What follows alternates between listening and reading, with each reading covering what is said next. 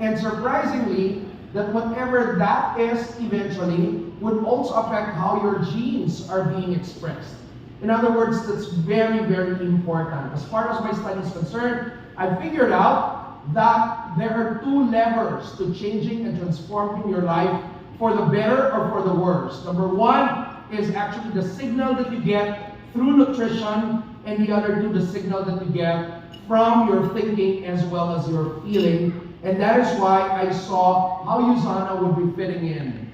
And in fact, one of the testament that nutrition really prays, if you were to interview elite athletes and the ones who really made it at the top of their game, and if everything is equal in terms of skill, practice, and all of that, and the interventions they've taken, one of the biggest difference, aside from what you see as biomarkers in the brain, is actually nutrition. And the testament to that, the proof to that, are actually the elite athletes that have been using USANA. And these are athletes that are well known and have made a mark in their athletic field. Pwede ba natin silang palakpakan? Alright, I promised to give you the more practical part, but of course we don't have a lot of time. The study that I've been doing was for years and also as well as theirs, but we don't have a lot of time to actually delve deep into that. But we're going to propose something tonight. And I'd like to tell you more about it in the form of a story. I actually did USANA many years ago, back in 2009, all the way to late of 2016. 2017, I decided to go back to the academia and pursue my lifetime goal to become a scientist. Because when I was young, I really wanted to be a scientist. And so eventually I spent a lot of time on that. Eventually, I already told you, right, my journey and all, it was an amazing journey. And then at the beginning of the year, I was on a crossroad. On a crossroad because I was offered a job to work in Austin, Texas. All right? And it was a huge job offer with a compensation plan, with a compensation package of $800,000 US per year. Multiply that by 53, you would get about 45 million pesos every single year income. So if you would be offered that job, kuhaonin mo dili. Of course you would get it, right? Napapatay energy. Kuhaon that feeling. Of course kuhaon na to, tama ba? Right? But also I got so confused because I would consider this to be my second life. I got struck by COVID. I had, I also almost had my near-death experience, all right, in the hospital, but apparently I think I was a recipient of a miracle. And then out of that, I felt that I had a sense of purpose. But coming out of that as well, I had an understanding of what it is that I really wanted, not what I wanted to do in life, but how I wanted to function in life. And if there's one thing that's most important for me, is really to function in love no matter what and wherever I am. I know it's easier said than done, but it is a mission that means we can progress towards that. At that time when I was offered this job, I thought about it, and it also gave me an opportunity to actually review what's really important to me. And I realized after several, nights of reviewing and meditating and asking God about it, I realized that it's more than money that I wanted in my life. But clarity came. My turning point was when I was invited to a birthday party. I'm based in Cagayan de Oro. I was invited to a birthday party in Pagadian. And the land trip to Pagadian from Cagayan de Oro would take about 6 hours. Tama? And in that trip was with me, Mr. Ranel Blanco. You will also meet him later on. And we started to talk about things that concern him, but also things that concern me. And if I were to summarize that in a form of statistics, because, as a scientist, we're very dedicated to facts, right? And these were the things we talked about. Number one, and I'm sure, and I want you guys to understand that this is something that should concern us as well. Do you know that 7 out of 10 Filipinos are dying because of degenerative diseases?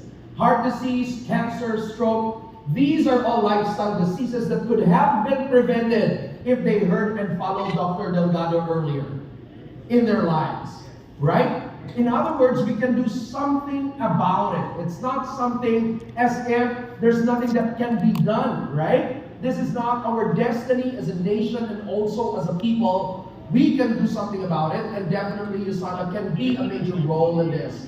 All right? Also, and imagine, the state of health in the Philippines, according to DOH, 1 out of 70% of deaths are due to cardiovascular disease, cancer, diabetes, chronic respiratory diseases. Obesity is actually on the rise in the Philippines. In fact, 33% of adults in the Philippines in 2019 were obese, and by 2030, it's projected about 45% of adults in the Philippines would be obese. People are getting degenerative diseases, and we know that when people are sick, it doesn't end in their bodies, right? Eventually, there's going to be a decline in economic activity, maapektuhan yung trabaho nila. Poverty as well as inequality, they're all interconnected. An MIT professor I met when I was in MIT actually was given a Nobel Prize and part of her study on economics was linking it with poverty. All right? So, linking it with health, linking poverty with health. Also, another staggering statistic is that 1 out of 5 Filipinos are going through some sort of mental health issues. So, if there are about 100 people in this room, I'm sure we have more, that means that 20 people here are silently going through a mental health issue. Here? And NEDA also said that it will take 120,000 peso income for a family of 4 to have a decent life. Can you imagine how many families in the Philippines are not earning 120,000 pesos? That means there are probably over 90% of Filipinos not having a decent life. Are we here? That's staggering. And in fact, they were saying that if nothing can be done, Filipinos eventually will be in so much debt. And I'm sure not only Filipinos outside the room, but perhaps also Filipinos that are in this room have surmountable debts in front of them. And yet the problem with us is that we deny that fact, we don't do something about it, but I tell you, we can do something about it. Are we here? During my conversation with Ernell, we also talked about what I came across about how 9 out of 10 Filipinos do not have an intentional vision. And we all understand that without vision, people perish. And that's probably why people perish in terms of their health, in terms of their finances, because they have nothing to look forward to. Life is simply a matter of survival instead of building for something that they would look forward to. You get that? And so anyway, we had a birthday party the following day. We went home, another 6-hour ride, continued to talk, but it became a turning point for me. When I got home, I met my wife and told her the news I was thinking about over that trip, and I told her I'm declining the offer because I want to do something. And, all right, she never asked me a question at all. Good thing, right? But the reason, probably you'd be surprised why I declined the offer. Would you like to know? Yes. It is all because I found a mission. I found a mission in my life. And the mission is very simple and practical. This, ladies and gentlemen. And the recipients of the mission, they don't have to be people outside of this room or people in the slums. They could be 50% or even more of the people in this room today. You can be recipients of that. But also remember that this is not a mission that is only a pain in the ass. It is a mission that is most rewarding. Ask me why. Because the problem of health, the problem of mental health, the problem of lack of finance, all of that actually also presents a perfect storm of opportunity. It is a perfect storm of opportunity because when you combine them, there is an opportunity for every Filipino to find wealth, to find health, and even to find true health, true wealth, and even their true selves. Do you get that? And what excites me most when I have that decision is that I went through some of the statistics about wellness. And this is what I found out. Would you like to see? Yes. All right. According to this, and this is a combination, I combined different sources, but they're all reputable, expected that the wellness industry is expected to reach $12.9 trillion by 2031. Think about that, my friends.